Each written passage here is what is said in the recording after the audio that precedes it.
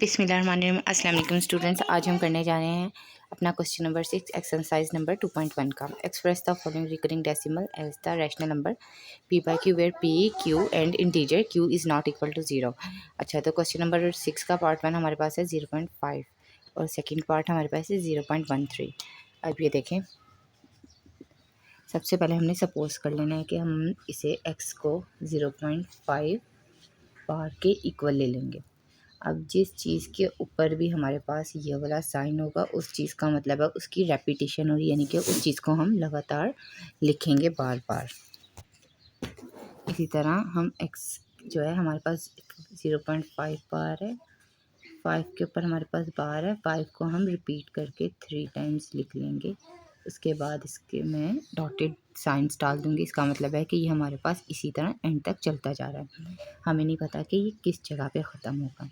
अब नेक्स्ट इसको हम कह सकते हैं इक्वेशन नंबर 1। अब हमारा सेकंड स्टेप क्या है, मल्टीप्लाई का। अब हमने इसको मल्टीप्लाई कर देना है 10 के साथ।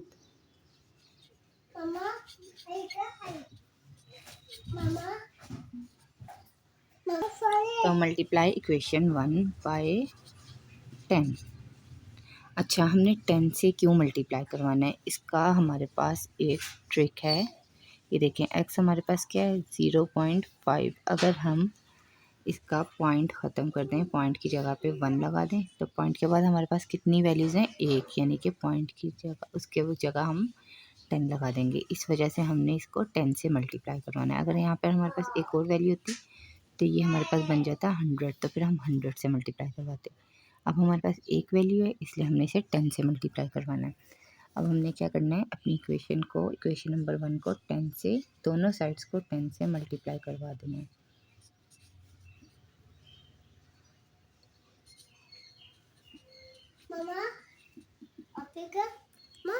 ये हमारे पास आ गया 10x equal 5.555 and so on.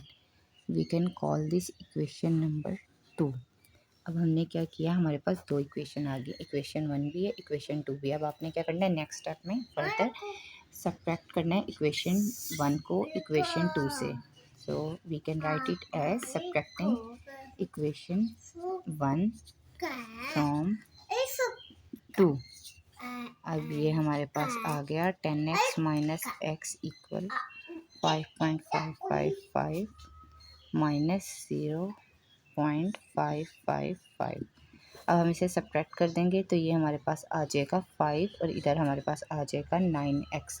अब हमने क्या किया, x को इधर ही रहने दिया, 9 जो है वो उधर जाके डिवाइड हो गया, तो ये हमारे पास आ गया x इज इक्वल टू 5/9। अब हमने अपने पहले स्टेप की तरफ जाना है जहाँ पे हमने x की 0.5 के इक्वल लिया था, यानी कि x हमारे पास क्या है 0.5, तो x की जगह पे हम लगा देंगे 0.5 बार। ये हमारे पास आ गया फाइनल आंसर 5/9, यानी कि ये हमारे पास 0.5 बार किसके इक्वल है, 5/9 के। तो ये हमारे पास है ए क्वेश्चन 6 का पार्ट 1 सोल्व हो गया। अब हम करने जा रहे हैं क्वेश्चन 6 का पार्ट 2। ये हम किस तरह करेंगे, इसमें भी बिल्कुल इसी तरह पहला स्टेप फॉलो करें जिसमें हमने x को 0.5 के इक्वल लिया था, इधर हमारे पास है 0.13, इधर हमने x को 0.13 के इक्वल ले लिया।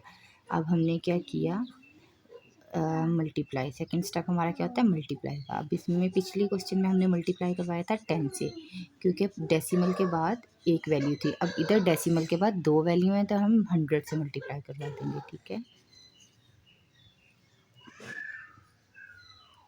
अच्छा, इसे आप रिपीट करना है, x इज इक्वल टू, इसे इक्वेशन 1 कहते हैं। अब मल्टीप्लाइंग इक्वेशन 1 बाय 2 बाय 100। अब इक्वेशन 1 को हमने 100 से मल्टीप्लाई करवा दिया।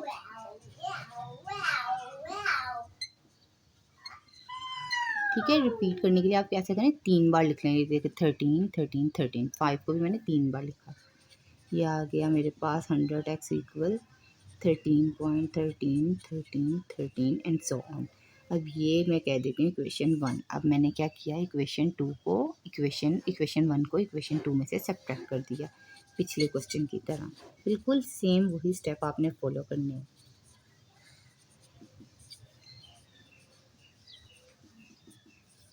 100x minus x equal 0.131313 minus 0.131313।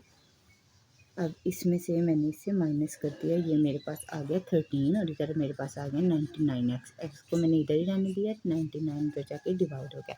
अब बिल्कुल पहले स्टेप पे चले जाएं जहाँ x की जगह, x हमारे पास था 0.13 के इक्वल, तो x की जगह मैं लगा देती हूँ 0.13 which is equal to 13/99।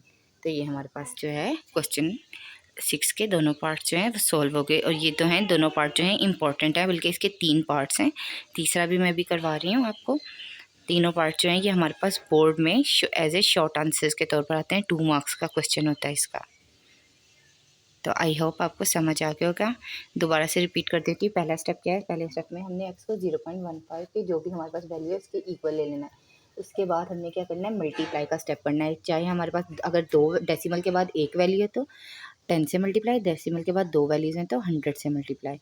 Multiply करवाने के बाद हमने इक्वेशन 2 में से इक्वेशन 1 को सब्ट्रैक्ट कर देना है। सब्ट्रैक्ट करने के बाद हमने क्या करना है, सिंपल x की वैल्यू पुट कर देनी है बस, और ये हमारे पास आंसर आ जाएगा।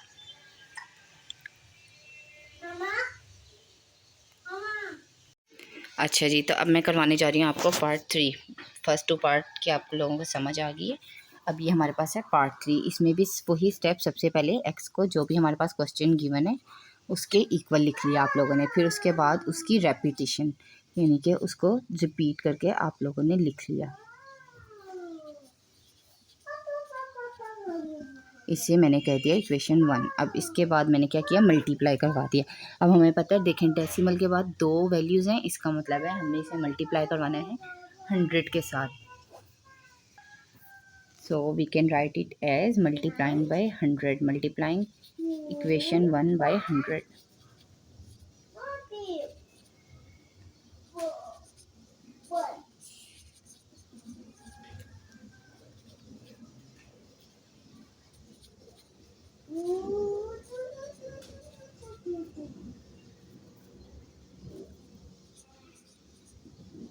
तो ये आ गया हमारे पास,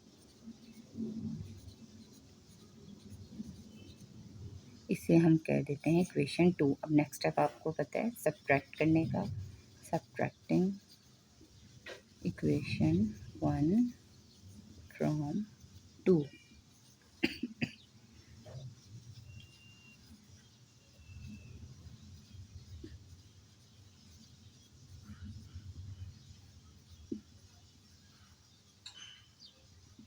तो ये आ गया 99x इक्वल 67।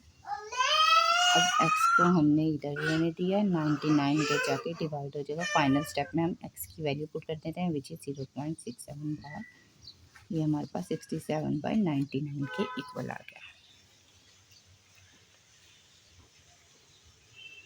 तो तीनों क्वेश्चंस मैंने आप लोगों को करवा दिए हैं। अब इसके 6 एक्सरसाइज 9 के, एक्सरसाइज 2.1 के क्वेश्चन 6 के तीनों पार्ट्स मैंने करवा दिए हैं।